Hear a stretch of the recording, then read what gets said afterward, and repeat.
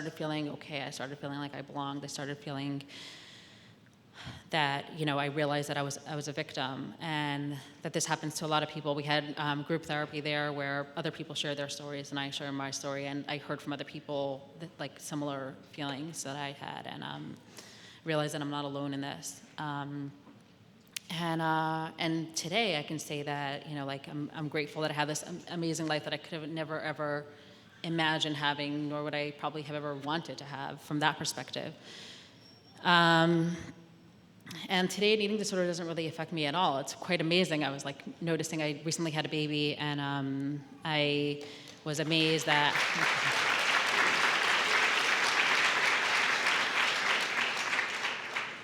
during pregnancy, I wasn't afraid of gaining weight or what I looked like, or, once I had the baby, I didn't really care how I looked. I just kind of ate to heal, for health. I didn't really eat for any other reason. And it's quite amazing coming from a place where I came from, where food was a completely different source and it was my medicine. And today I just hope that, that I can continue to grow and take care of myself and to give back to the community that helped me. I had lots of angels along the way that just appeared. Some people I remember, some people I don't, that just, lots of Hatzalah members as well that showed up time after time.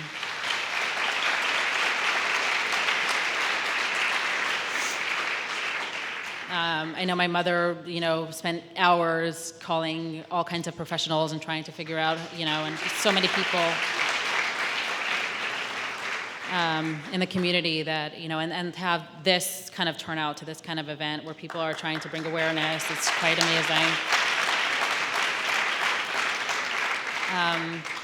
So thank you everyone for being here, and yeah.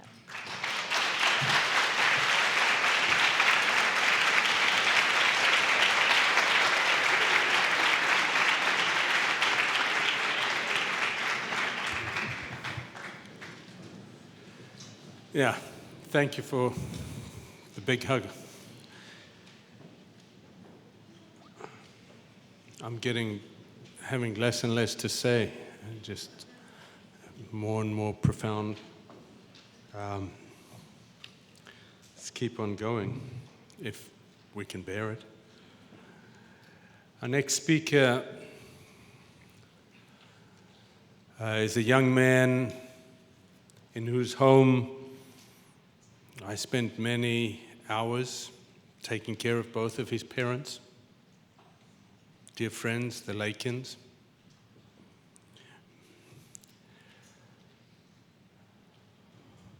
Wonderful people.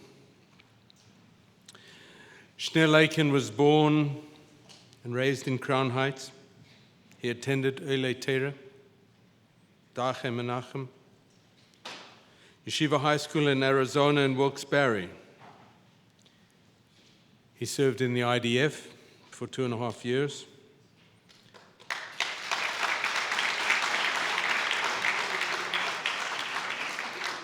And returned back to life in Crown Heights. He's now part of the entrepreneurial world. Is that right? He's a young businessman. Shneur?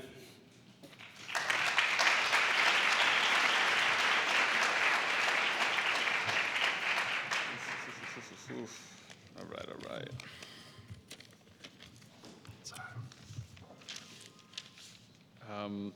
Firstly, I would like to thank and acknowledge everybody who came out here tonight, because you are making a difference.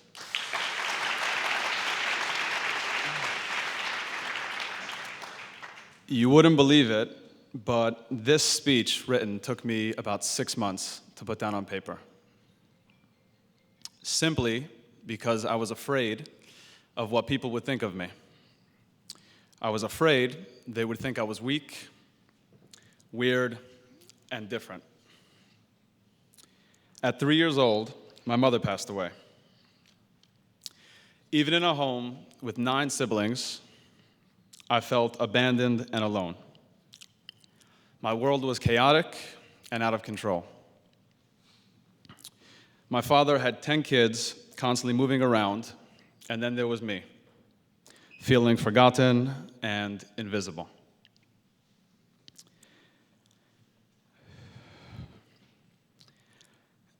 When I was 14 years old, I was in yeshiva, and my grandmother passed away. And I remember saying to myself, I will not cry. I will not cry. And then when I got home, I reaffirmed my decision, and I said, I will not cry forever, because crying did not serve me. Crying was weak. This was the foundation upon which I built my strong and independent personality. As I got older, I was living in a glass bubble. Life was passing me by, and yet I could not interact. I didn't feel anything. My emotions were completely shut down. Sharing something even remotely personal was extremely difficult. Throughout the years I spent in high school, and the years I spent in the Israeli army, and the 6 years I spent in Israel, I felt completely alone and unrelatable. That's not to say that I didn't have friends and family and people that loved me around me constantly, but I did not relate. I could not feel. You can say you love me, and I say I love you, but I actually did not feel anything.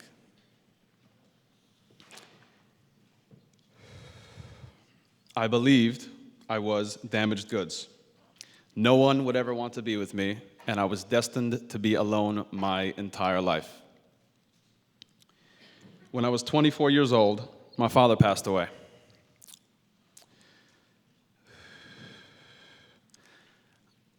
For the last 3 months that my father was alive, I was home taking care of him with the rest of my family. And I watched it happen before my eyes.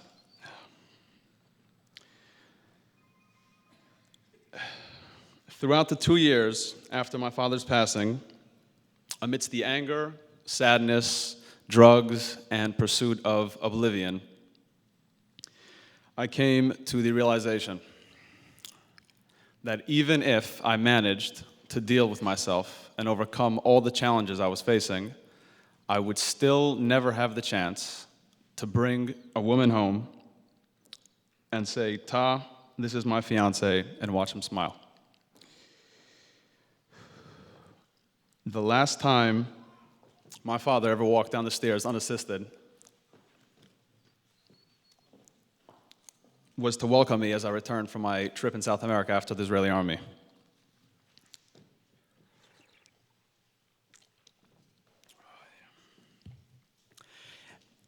At this point, the past was running my life.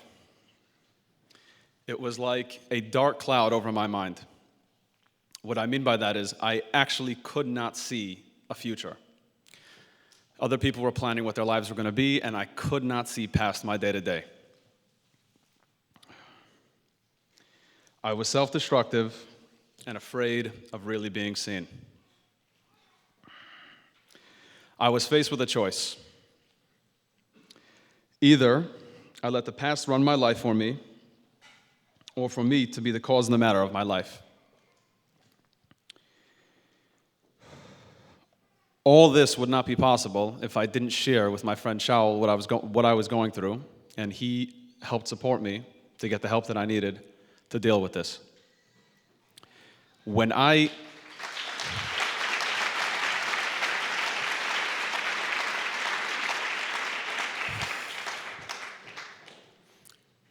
got this, I realized that my circumstances don't define me, and that I am not my circumstances. I never chose for my mother to pass at a young age, and neither did she.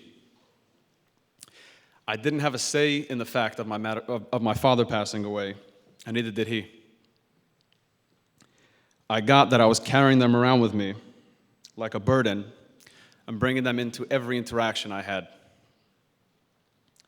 When I did well, I was a super survivor. And when I didn't do well, or I gave up, or I failed, it was okay, because I'd been through hell, and I'm an orphan, and people should understand. That's it. All this did was remove my personal responsibility from my life. Today, I choose to live life powerfully. I choose my life with everything that it has and everything that it doesn't. I turned from anger and resentment to love and compassion, fear and panic to calm and confident. What's present for me is that what's at stake here is way more than grades, what school you go to, what job you work at. What's at stake here is my life and the life of anyone else who's going through dark times. If you find yourself feeling down or in a dark place, know this, that there is nothing wrong with you. It just means you're human. I'd like to end this with a request that if you do find yourself going through something where you feel down or in a dark place, don't keep it to yourself, share it, and let the people in your life support you to get the help that you need. Thank you.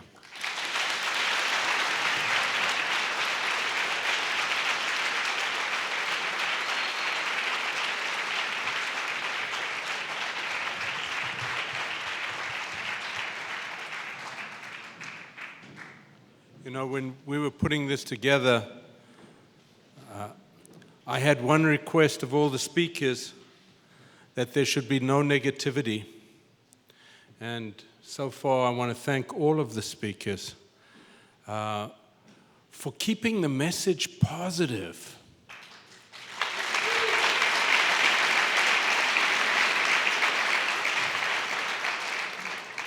It's actually incredible how much darkness it's possible for people to get into.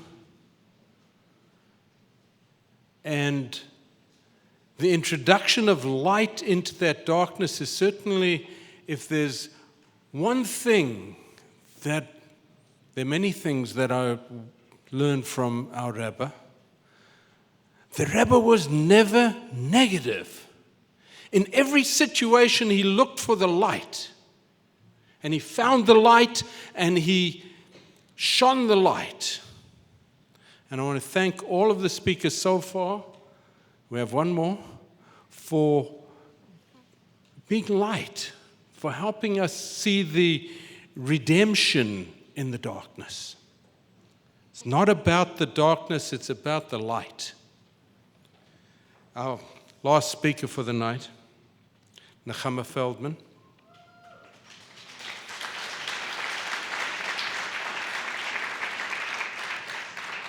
Nechama is 22 years old and an advocate for mental health.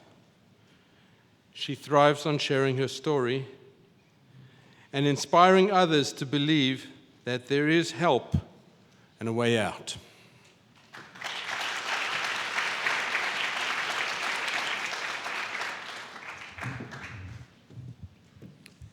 Hi, everyone. I just want to thank you all for being here, and I want to thank God for bringing me to this point that I get to stand up here. And I just want to take a moment to ask God to speak through me, and that I just speak from my heart. I guess I'll start with, at the age of 7, my abuse started. I went through quite a few years of physical and sexual and mental abuse as well. And it took a very, very extreme toll on me almost from the start. And I was never an ordinary kid. I was just very in tune. I'm a very, elevated soul, I call it. And I was very sensitive, and I asked a lot of questions, and just people around me couldn't really understand me. And I felt really, really alone. And because of my sheltered upbringing, I didn't really know about these things. I didn't even really understand what was happening. And that caused a lot of chaos in my mind, and it just caused also for me to do things and live interestingly that, left me with a lot of shame. And I ended up drawing myself away from the world at a very, very young age.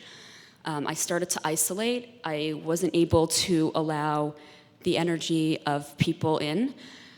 And I really just put a bubble around me, and I really felt completely alone from the world. I had amazing parents who loved me, and I realized that as time went on that I wasn't able to allow love in because I honestly couldn't deal with it. And it led me to extreme isolation, and eventually in 8th grade I dropped out of school. And I just, like, there were times where I didn't leave my room even, or even coming to my house besides using the restroom for weeks at a time. I was terrified of everything. I mean, I was afraid of literally everything, and I felt I was such a pure neshama and such a sensitive soul that I could not handle what happened. And from there, I started having suicidal ideations at a very young age, and I was committed to a psych ward.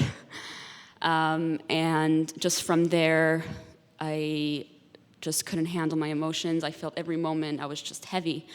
From there, my parents sent me, actually, I should say, I forgot this part. My father passed away when I was 12 years old. And during that time, I was sent away, and I didn't want to be sent away, and I got bullied a lot where I had to go. And, even that I couldn't handle. And eventually, so then when my father passed away is really when everything really started to spiral out of control. I went away to a boarding school for 2 years because I wasn't even functionable. Like, I was socially awkward. Like, I couldn't really talk to people. I didn't have, like, I made people uncomfortable. Like, I didn't know how to be in the world. So I went to the school for about 2 years. It definitely helped me bring me back into reality. And when I left, I went to Israel. And at this point, I still had a long way to go, but at least I was able to function. Yet there was so much pain. The pain is so indescribable to me. I just suffered so much. And, I was diagnosed at a young age with depression. And when I left, I went to Israel, and that's when I started getting into drugs and heavy drinking. For me, I was so uncomfortable and in such excruciating pain, I really could not, it wasn't about getting high. For me, I would take anything. Like, I remember in Israel, like, I was so out of it that I would literally fall over in the street. Cars would honk at me. I would stay laying outside my, seminary. I just didn't want to be here. And and then I ended up getting into a relationship, and it didn't last, and that just brought, everything would just so quickly bring out emotion, and that led also, I spiraled even more, and I don't remember this, but apparently I tried to jump off a really high roof, and somebody, and I ended up starting cutting from then, because I just felt, I just couldn't get out this disgust and I realize now that I felt so much shame and so ugly and so abandoned and alone. And all through my life, I never felt like I belonged. Like, I went from place to place, and I never really felt like there was a place for me. And, I joined AA in recovery, and it helped a lot. And I'm so grateful to all those people who really showed me love and showed me that really looked at me for who I was, because I didn't get that, and that was also a part that added to my trauma, because I felt like the way I was being treated, people didn't know what to do with me, so I understand. I went to very top doctors, and quite a few, and I kept getting re-diagnosed. They weren't sure what was up with me. Eventually they thought I had borderline personality, and I won't change because I wasn't responding to treatment, and I was living completely a chaos life. I would do whatever I needed to feel good. I would steal, I would cut myself, have sex, whatever it is and it just fed off that shame of myself. When I was in recovery, I had a mentor at the time, and I decided to go off my medicine. It was a very difficult process, but what happened was all the pain that was inside kind of came to the surface. And I actually spoke to someone I was close with in recovery at the time, and I said, I love recovery and I love the 12 steps, however, I feel like I need more. I'm tired of fighting. I did so much, and I went from therapy to outpatients to inpatient to rehab to the 12 steps. It was just, I'm like, enough, there's something more, and I'm not. And people were saying, cope. I'm like, I'm not coping. Like, this is not my way of life. Like, I can't do this. And I ended up leaving. And I ended up, that was quite a long journey to get myself stable from not having the medication. And eventually I met somebody who kind of opened my eyes to spirituality and Judaism in a new light. And they really, till today, I'm really grateful to this person who was not here today. And I started realizing a lot of things, and that was great. But what happened was as well, I had so much shame that it literally almost destroyed me. So I started getting very into meditation, and eventually I got too deep into meditation, and I kind of went places that I was not ready for. Long story short, I realize now that it was shame. I had like my PTSD really, really came on like strong. I would literally like lie on the floor like twisting and screaming, and I'm like, get me out of here, get me out of here, get me out of here. Like I finally, I just hated my body. I couldn't handle the mind. I felt like I was trapped. And eventually it led me to have a nervous breakdown. I actually was like I believed I needed to die, people ruining the world. I actually believed, like, I can't even describe the hopelessness I felt in this moment. And I was having panic attacks like crazy because I was so dissociated from my body and from the world. Like, this hopelessness was something I've never, ever felt before. It was like, and even if I die, I'm like going to hell. Like, there's no hope for me, and I really felt that way. Eventually, I was forced into the psych ward after enough pushing, and when I left, after more pushing, because I really felt that was it. Like, I have to just find the courage to, like, kill myself. That was really what I believed I had to do. Eventually, I found the Possible Use seminar by Rabbi Glazer, and I joined it. And that was a huge start of where my real healing started. I mean, it was over time, but this is when he mentioned somebody who went through crazy neglect from their parents, and it was talking about love and being able to get over it and facing darkness. And I was like, you know what? I want to do that. And I can't really explain how that happened, but I made the decision. And first, when I left the psych ward, like, I had a thought with myself, like, I was much more healthier. I got out of it, which even that alone, people, in my life are like, wow, like, how is she so normal now? It's like, because I was so far gone. And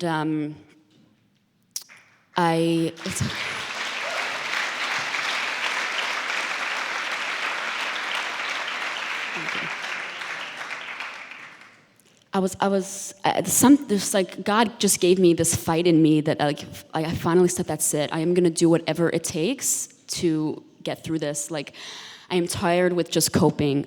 I want to fully overcome this, and I don't want this to be something that's a part of me weighing me down. And it was a really, really difficult journey, and it took me about 1.5 years. And some of it was just in my own self, like with conflict and talking to myself, like, God, please let me forgive this person who abused me for years and who I had so much anger and I literally wanted to kill. And it was a big conflict because I didn't want to just forgive for myself. I wanted to really live in truth. I wanted to experience who I was at a soul level. And I faced people that I hurt because of what was done to me. It caused a lot of me hurting other people.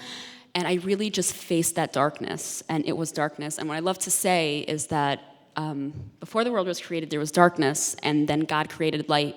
And now today I see it so clearly, because when I go back into the darkest experiences in my life and the darkest parts, I look at it now with it's my best memories to think about, because now I went back to those experiences and I let the light in of God. And I can't really explain it. Like, I actually face to face with certain people and spoke out what I needed to, and I prayed that, please give me in the heart to really forgive and let me realize that we're all connected, and to realize all of that. And already then I can't explain it, I felt like it wasn't about coping anymore. I was above it. And then I did research, and I found something called The Journey, which heals. It's like a healing at a cellular level, and it looks more at the core. And I just want to share where I am today. I never believed I would get out of this. I mean, from the age already starting at 13, I started going for help. And, even 19, 20, even till recently, I was still really struggling. And I can honestly say today, my life is so beautiful and so amazing. I can't even, to me, life is magical. And, okay.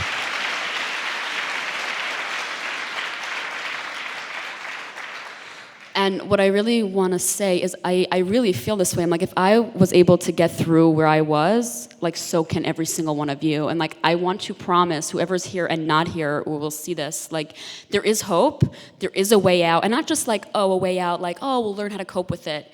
There is a way above it. And not just that, I was reading this book from the guy who started somatic experiencing, I forgot what it's called, saying they actually did studies to show that people who go through these traumas and get through it end up being have a lot more wisdom, and it ends up being worth it in the end. And I say this to people, I have friends that say, I wouldn't go through it again, but I'm happy I'm here. I would actually choose to go through what I went through 1,000 times over if it leads me to my awareness and my way of living today. My relationship with God is so authentic and unique. I'm able to handle, I don't look at pain as a bad thing. I think it's beautiful. It makes me strong. I understand everything's for the good, and it shaped me into who I am today.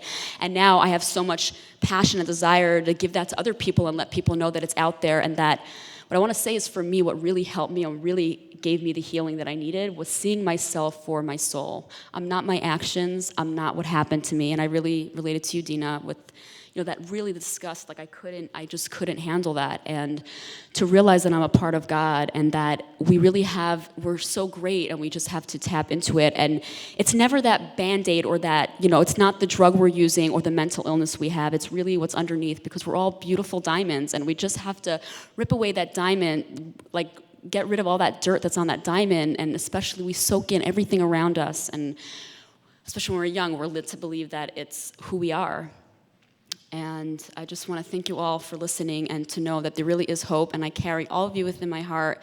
And I know, I'm going to know it for you. I love you all. I feel connected to my Jewish people, and yeah, they're amazing.